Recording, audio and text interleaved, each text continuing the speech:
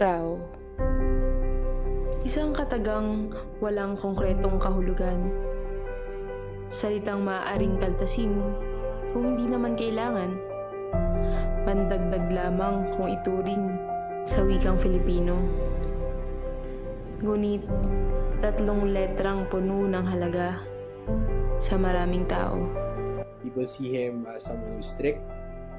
People see him as someone who demands excellent work.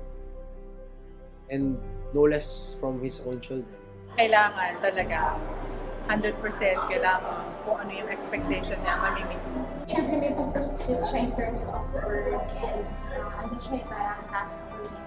Parang ang tingin ko sa kanya palaging serious. Parang palaging serious, kaya parang mahihiya kang makipag-usap kumisa sa kanya. He's a very determined person. Tsaka goal-oriented siya. If he wants something and is determined to do it, he gets it done. Whatever is needed to get it done. He can be very intense, very focused, not only in his work, but pati yung pag-golf niya. Napaka-as in, kailangan organize lang. 1 month in advance yan. Sabi niya, laro natin itong date, ganyan. Iti-text niyan. We will meet at this time, breakfast at this time, tea off at this time. Gano'n. So, nakadikahon niya palagi lahat. Ayaw niya yung, saka na pag-usapan na, organize yan. Pinuno kong ituring sa bawat aspeto ng kanyang buhay. Strikto at mabusisi raw siyang tunay.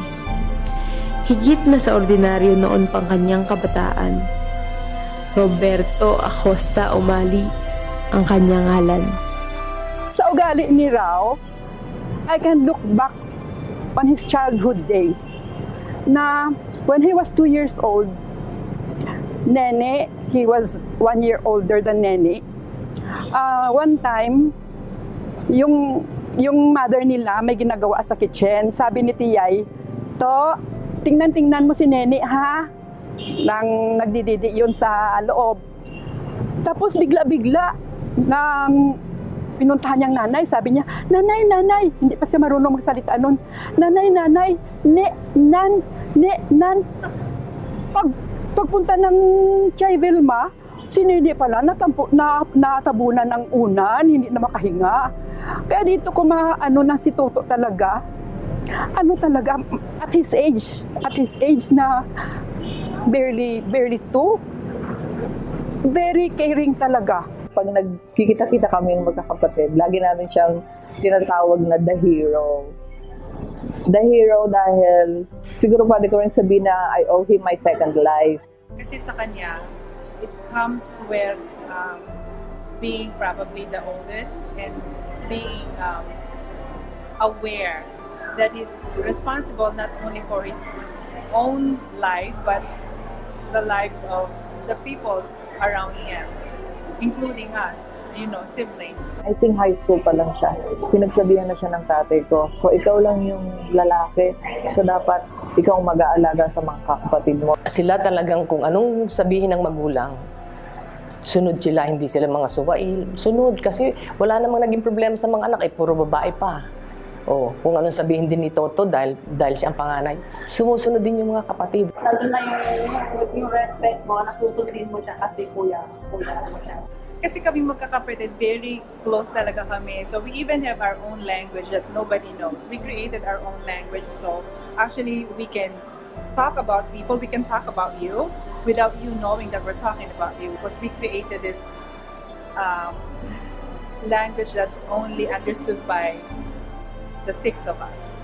We love each other so much kasi yan yung sinasabi ng tatay ko na if there's anything that I want all of you to cultivate, it's really the love for each other. Wala akong natatandaan na naging problema ng mga magulang sa kanila.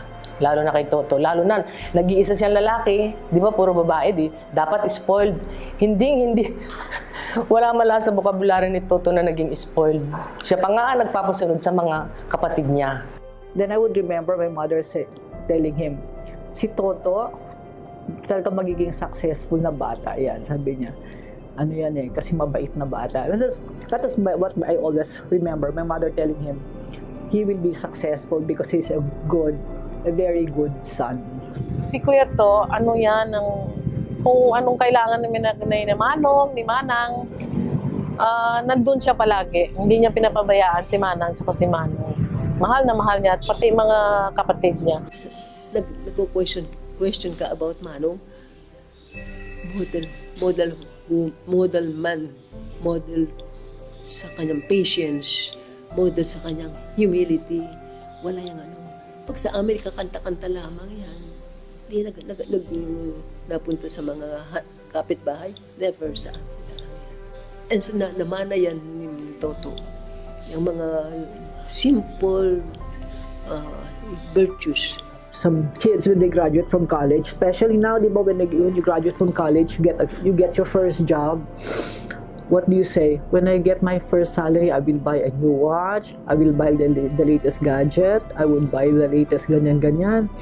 But si Toto told my mother, on his first salary, ibibili ko si tatay ng ganito, ng ganito, ng ganito. Nothing for himself.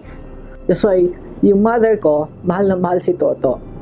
Because my mother could feel that Toto loved Manong very much. Sabi niya, kasi alam ko, nararamdaman ko, my mother used to say, mahal na mahal ni Toto ang tatay niya. Simpleng buhay ang meron sila sa Mindoro. Pagsisikap ang naging susi sa kanyang pag-asenso.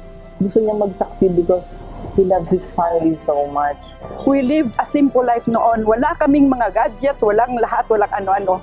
At saka ang iniinom nila na gatas, hindi yung mamahalin, Dari Gold. Dari Gold. At marunong siya magtimpla para sa ano niya, sa kapatid niya at sa kanya. Pag nagugutom siya, siya na lang nagkusang magtitimpla ng nila ng milk. Tipid na tipid sila kasi miski yung posporo, imbes na bumili ng isang posporo, kung maaari lamang meron ng siga doon sa kalye-kalye, kukuha yun ng bunot, doon lang para lang to save posporo 1 centavo or whatever. Pag ako'y nauwi sa kanila sa probinsya, doon ko nakita yung simpleng buhay nila, simpleng pagkain. Hindi sila naghahanap ng kung ano-ano.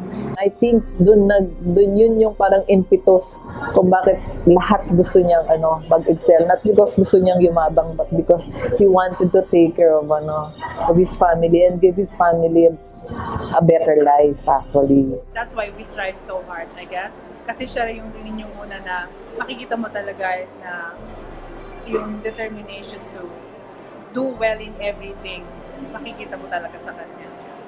Kami nag-aaral, wala siyang bisyo. Talagang tutok lang sa aral at saka bahay. Hindi siya masyadong makwento. Hindi siya sabi nga hindi siya man of few words. Pero pag nagsalita yan, talagang with sense. Kahit sa mga lessons namin, pag kami nagdi-discuss, alam niya talaga yung sinasabi niya. Nakita ko sa kanya yung pagiging serious mo. Palagay ko, ganun din yung na-invite ko na ugali. Kailangan. Pag mayroon kang gustong gawin, talagang focus mo yung isip mo doon at gawin mo yung nararapat para ma-achieve mo.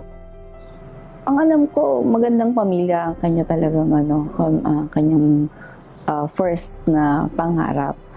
Although, siyempre, to support the family, gusto naman niya magandang profession. Kaya ganun siya kasikap, ganun siya kasipag.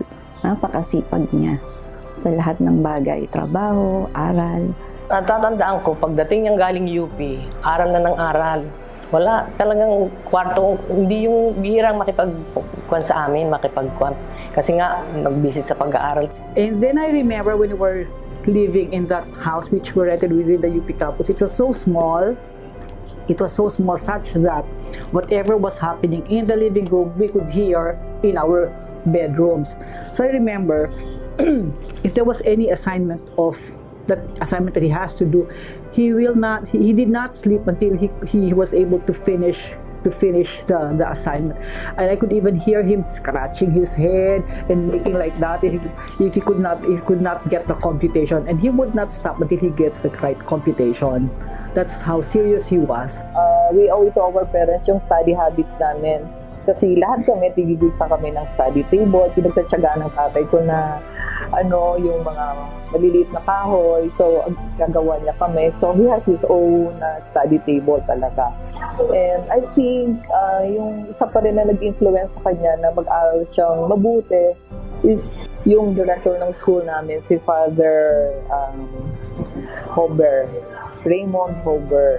So, masyado siyang close doon kay Father Hober. At lagi silang sinasabihan ni Father Hober na mag-aaral silang mabuti. Maganda rin yung ni Father Robert dahil lahat ng sports alam niya. Golf. Sir Toto, alam po ngayon ng golf ang kanyang sports. Dahil si Father Robert dito, lahat ng sports dahil nagagawa siya ng golf dyan, butas dyan. Lahat ng sports alam ni Father Robert. Kaya doon parang natuto rin si Sir Toto ng sports. Hinubog ng pagmamahal sa larangan ng sports ang kanyang husay. Kaya sa ngayon nga'y wala na sa kanyang makapantay. He started golf much later in life, much later than I. But he really focused. Much later than I, but he really focused. And today he's a very good golfer. And compared to him, like I am no match. In golf, I really admire his multitasking style of play. You know, he can focus on every shot and putts, and at the same time be glued to his phone, answering emails and phone calls, and to top it all, end up winning the game. Lupit eh. Kami mas matagal na naglalaro eh. Pero nung pumasok si Toto dyan, when he gets involved, seryoso siya. Kaya mas magaling pa siya ngayon kaysa amin because he takes it seriously. Lahat ng bagay sa kanya, he takes it seriously. Even in golf. He puts his mind and heart into what he does. Yun eh. In everything, ha? Almost everything. Very serious siya in terms of itong golf na to, I was surprised. Ahead ako sa kanya ng 2 years. So, wala. Dr. Umali is very focused on what he is doing or what he when he sets a goal, he's very passionate about it and very serious that kailangan ma-attain yung goal. And that includes also on his career as a golfer. Si Toto, like everybody says, very focused. Like they say in golf, you will know a person when you play golf with a person. Seryoso talaga siya sa golf. Tatanong siya ng yardage, hindi mo pwedeng hulaan. Kailangan bola to pin, hakbangin mo yon. Kung saan babagsak, kung ano yung allowance, mga ganon, hindi po pwedeng hulaan. Talagang siya sa golf. Kasi magaling siya mag-golf. Gusto siya mabilis na laro. Yung pagdating dito, niya yung number 2 siya sa sa pag-tee off or number 3. Hindi naman siya siya nakagad. Kasi pagdating niya rito, pinipila ko agad yun para maging mabilis kasi ayaw niya yung yung mahabang pila. Magiging number 5 siya. So kailangan alerto ka doon pag dumating na. Toto has a serious side, but then ang lakas din mag-asar niya. Mag-asar si Toto. Lalo na pag nananalo. But then again, aalas ka rin kanya. Yung pagka-intense ni Toto, pag nagkamali rin siya sa golf, galit sa sarili niya. Hindi ko maintindihan yun, kaya lang kumukolekta pa rin sa akin. He's a very good golfer without doubt, and he really concentrates. But the moment there's a flight behind him, constantly, his game is gone. That's precisely what we find amusing, because he concentrates. And so when he concentrates, you would think, oh, never mind who's behind him. No, but his concentration is lost when there's a flight behind him. So that's what we try to do to him, to beat him. One time, natalo ko ata siya sa golf eh. Hihira kasi matatalo siya sa golf eh. So, moment yun for me na natalo ko siya sa golf. Ewan ko kung marirecall pa niya yun, pero siguro isa sa mga nakita na moment ko para sa akin na matalo ang isang Roberto Umali sa golf. One thing na nakikita sa kanya, he doesn't want to lose. Ayaw niya matalo. Pag natalo namin minsan yan, the following week nag-iaya ulit maglaro para makabawi. Formal nga raw sa unang tingin. Ito'y maiiba rin kung siya'y kikilalanin. Sa likod ng kanyang pagiging strikto, ay isang taong mayroong napakabuting puso. Well, he has since become a good friend. No, and I would say, I mean, as a person, he's a caring person. He's caring, and I think that's because he has a good family. You can mingle to anybody in spite of yung status niya ngayon. You will be surprised. Marami din siyang friends and kaibigan. And he can give you a good. Well, bilang kaibigan, madali at mahirap pakisamahan si Toto. Madali kasi kahit sino pwedeng lumapit sa kanya. Ako halimbawa, lumapit na ako sa kanya at natulungan niya isang kababayan ko na maipasok ng trabaho. Lumapit din yung sister ko dahil gustong mag-organize ng trip sa corridor. So, ginulo niya yung buong group niya, no? Pati si Dino para tumulong sa pag-organize nung tour kasi maraming tao yung involved. In a way, talagang napaka-approachable siya. Mahirap in the sense na pag gumawa ka ng mabuti sa kanya, susuklian niya ng masigit pang kabutihan para sa iyo. Kaya hindi mo na matutumbasan. Friend is a simple word. But when Toto is there, it gives a lot of meaning to it. So genuine, he's down to earth, so simple. Very seldom you can see a person like that. He has always been Toto as a friend dahil talagang totoo siya. Tutulungan ka niya kung gipit ka. At totoo siya pag mali ka. Marami kang matotohanan sa kanya dahil galing siya. At higit sa lahat, ipaglalaban niya ang katotohanan.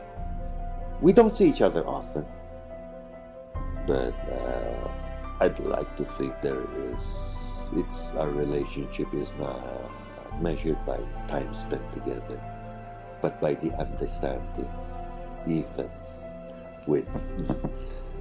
without as much time spent together. Kaibigan kami, talagang magkaibigan kami. Pero nakita ko niya, pagtrabaho na, gawin mo ang dapat mong gawin. Trabaho. Well, I would say that I've learned a lot from him in terms of to see things and able to understand, being able to come up with decisions on the basis of available information. He never does anything half-heartedly. He has a very strong drive. So if you are in a team managed by Toto, you are in good hands. What I can say at this time is that NEC, National Marine, and Toto Umali are inextricably linked to one another. As a matter of fact, I would say, or it goes for saying that Toto is the best thing that ever happened to NEC. Even at the first game na hinarap siya ako, siya na yung papalit sa akin. So I trained him, I gave him everything that I could give him to prepare him for the job of running that company. Yeah, I've been telling many people I cannot find anybody else it's better than him. Yeah, I spoke that from my heart. Toto is a very serious guy. He will not reach where he is now if he did not work hard. Shipping is a very time-consuming, and I admire Toto, and I consider him one of the leaders in the shipping industry. Matagumpay na nga kung titignan raw. Kababa ang loob niya, lubos pa ring umaapaw. Online. unlike other leaders or bosses. So, nakita ko si Sir Toto yung parang, ano siya, meron siyang puso for his staff. So, hindi lang siya work-related. So, pag nakita niya na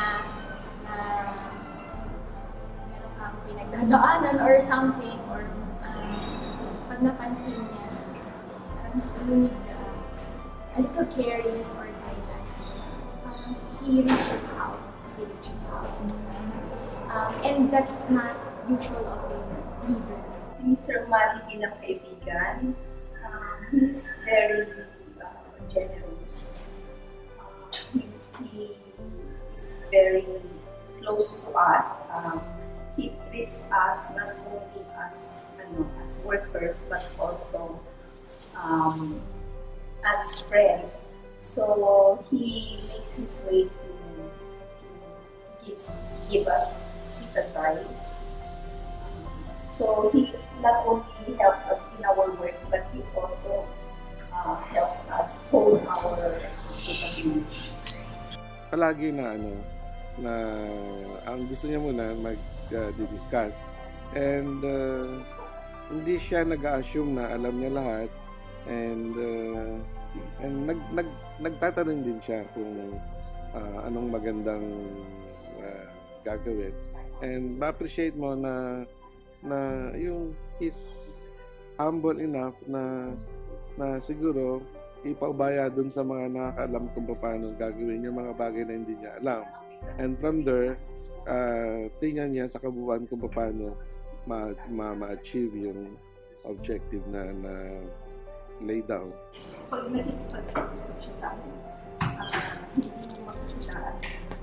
Parang siniko ko, sabihin mo ako like kasi hindi siya lang, he's very approachable. He's very accommodating. He's very open to talk to you kahit ano. Tingin ko during the meetings, pakita kay Sir yung commitment niya and passion to help other people. Sabi niya parang beyond the targets, ang pinakamahalaga at the end of the day is that you touch people's lives and you parang help uplift the lives of those in need. Isa ang edukasyon sa pinakamahalaga sa kanya. Hindi nga siya nakalimot sa paaralan niyang sinta.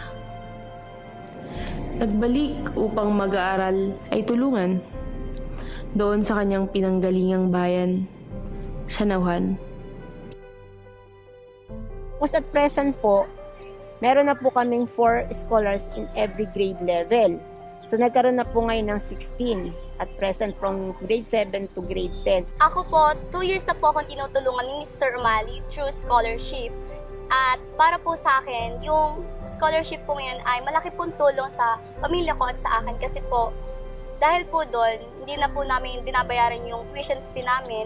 Tapos ang inintindi na lang po namin ay yung baon namin, then pamasahe. Napakasarap sa pakiramdam na maging scholar ng pamilya Umali dahil hindi lang sila mapagbigay, kundi todo pa rin yung kanilang support, hindi lang sa financial, kundi sa mga payo, sa mga inspirational achievements nila na nakatulong sa amin para magugin kami, para maging mabuting tao, maging estudyante, or pahalaga ng edukasyon. So nga ngayon paaral niya ang aking anak na bunso, panlima, nasa grade 8 na. Kaya ako lubos nagpapasalamat sa kanya na napakabait niya. Sa pulis siya nung kaklase ko, talagang mabait na siya. Wala siyang kaaway, wala siyang kaalitan sa mga klase namin. Siya ay barkada din namin. Barkada siya ng lahat ng mga klase dito. Walang masasabi sa kanya. Napakabait na, napakatalino. Hindi po siya tumitigil at lagi po siyang handang tumulong sa amin kahit po alam namin na minsan may mga pangangailangan din po siyang pansarili pero nandun pa rin po yung pagtulong po niya sa amin at dahil nga po doon sobra po yung pasasalamat namin sa kanya. Siyempre po, bila di po pasasalamat, di naman po pwede lagi na receive na lang po kami na receive. Dahil po din, meron din po kami mag-give. Kaya po, magiging determinado po kami sa pag-aaral para po pagdating po ng araw, tutulong ginagawa ni Sir Roberto Umali na tumutong po sa mga nangangailangan. May naririnig po ako na sabi ay he is strict, pero sa kabila po noon, napakalambot po ng kanyang puso at napakabuti po niyang tao. Actually, noong one time, pwede ko po sigurong i-reveal yun, na first time ko po siyang ma-meet at minit na din yung mga scholars. Sobra ko po siyang hinangaan. Kasi parang habang kinakausap niya yung mga scholars, although hindi pa ako yung principal nun, pero ako yung naging kaharap niya. Para akong nakapag-retreat kasi ang dami kong natutuhan sa kanya. Sabi ko, parang iba itong taong ito. Sobrang nakapag-motivate sa akin. Sobrang nagbigay ng encouragement sa akin. And especially to the scholars. So kaya simula po no, sobrang hinangaan ko po si Sir Toto. Yung inspiration ng kanyang tulong, so dadalhin ko talaga siya kahit tumanda na ako, magkapamilya na ako. So yun nga, kaya katulad ng sinabi ko, given a chance na magkaroon din ako ng opportunity na makatulong sa ibang tao, gagawin ko talaga din yun.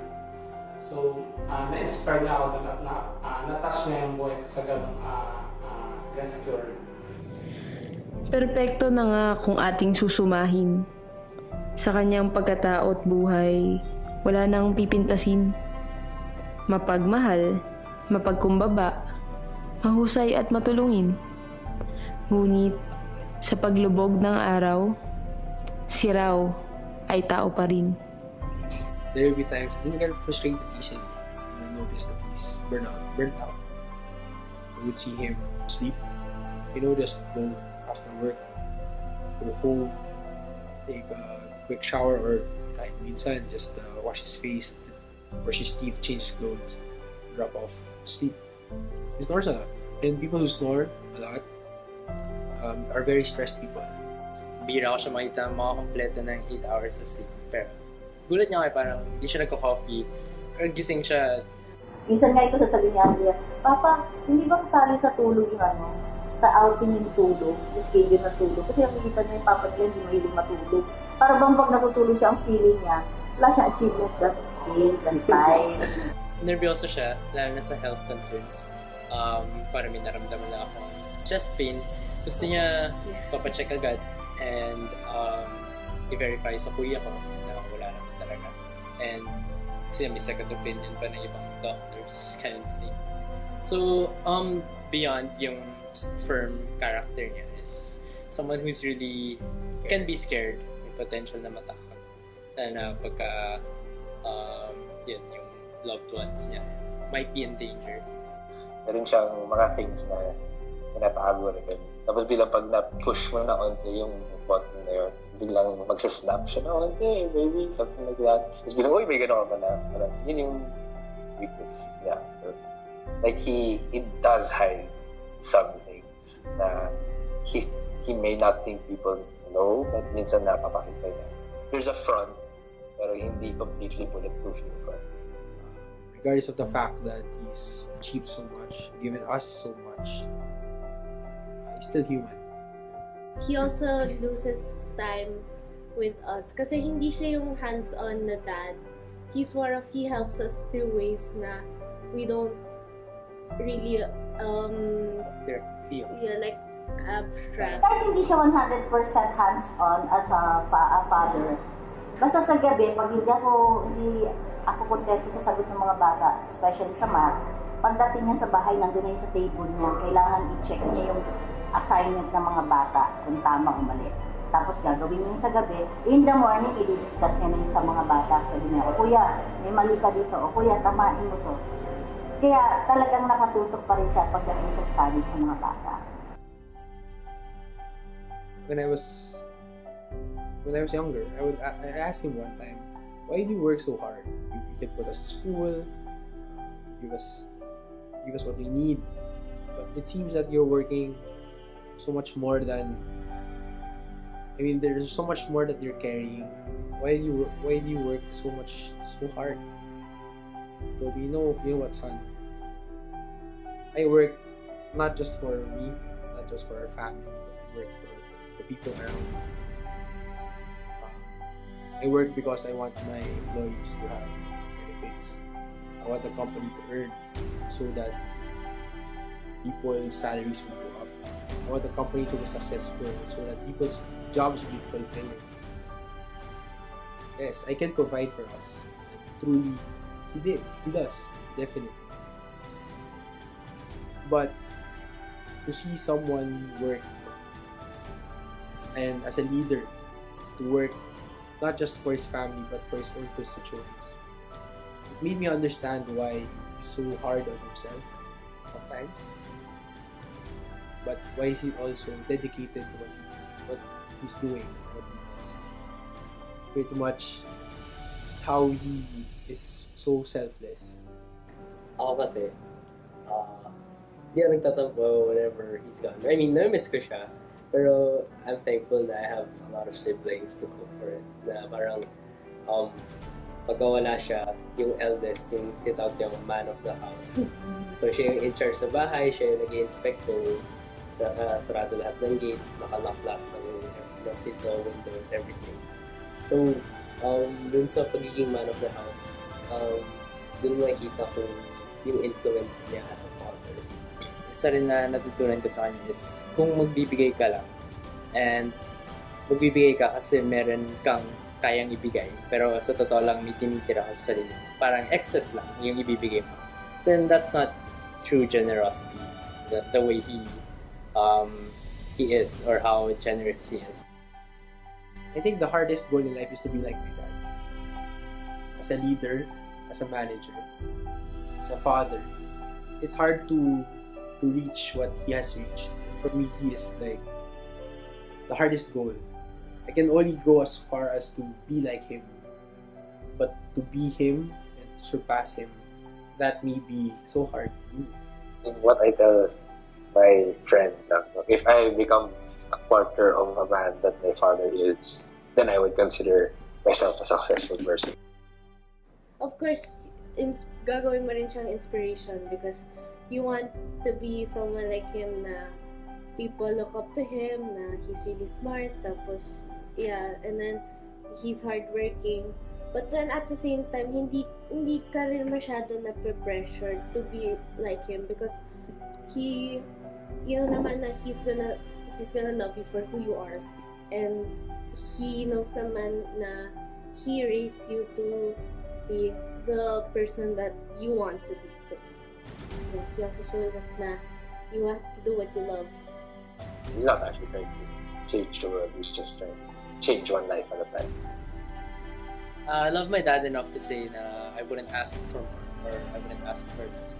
Kasi yeah, he's the perfect father for us, for me. It wouldn't be the same without him. If he wasn't like that. He could have just been the kind of dad na nakafocus na practice sa job. But he didn't want to. He gave enough time for all of us, individually and as a whole. Sabi ko nga sa kanila, pag si Papa ang nagbigay ng time, lahat ng activities nila, cancel. Kasi si Papa talaga humahanap ng time para magkaroon kami ng family bonding. So talagang pinaka-cancel na yun. Pero nang sila naging college na, kami na ni Toto ang naghanap ng schedule na pa, hindi pwede si Alejandro, may ganito. Siya niya nag-adjust actually for the kids. Kahit CEO siya, he doesn't show na he wants to be treated like one. Very simple person. Nakikita mo sa bahay, ordinary shirt lang. Very comfortable clothes. So, hindi naman siya yung tipong nagde-demand ng lifestyle ng boss, even if he is a boss. Nakikita ko is simple life and I guess he wants us to be that way. At the end of the day, yun naman sa simple man. He's still a provincial. Hindi. He is still a simple man. Siya pa rin si Toto Umali from Rheinalee.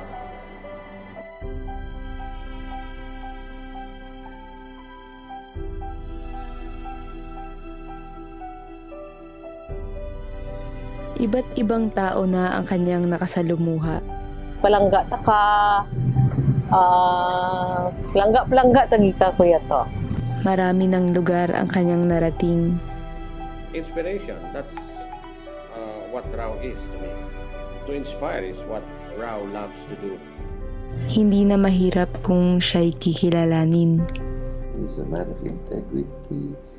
He balances his life between work, family, and friends. Oh, without doubt, I'm very proud of my friendship with him. Kung sino siya'y maaring hindi nalihim. Mr. Umali is a good manager, a good leader, and a good friend. Puso niya'y isang bukal ng pag-ibig.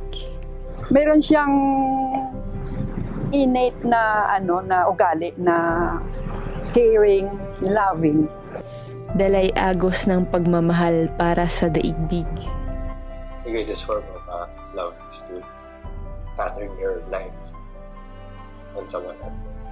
I mean, that's what you do with your religion. With you try to pattern your life in Jesus' life. I try to pattern mine in yours. Sa dami na nang nasabi tungkol sa kanya, Still considered myself very fortunate to have met him and to have a friend like him. That I will always treasure, and I am always proud. nakakasabik pa rin ang aming pagkikita. He's very happy in a way na he shows it by giving to others also. Yung tipong he's happy just seeing that we're happy. Tiyak na bibigyang halaga ko pagdating ng araw. Maybe there's no measure of how much I love my father. And any good son would see that to me also. So I guess, yeah, definitely, I love him a lot. It's something that I don't think I could ever measure. Kung sa wakas, makikilala kong tunay kung sino raw. Raw. Isang katagang nagkaroon ng kahulugan sa haba ng panahon. Salitang hindi bastang kalilimutan pagkat nagsilbing inspirasyon. Magbabalik ng pasasalamat gamit ang wikang alam ko. Sa 3 letrang pinahalagahan ng maraming tao.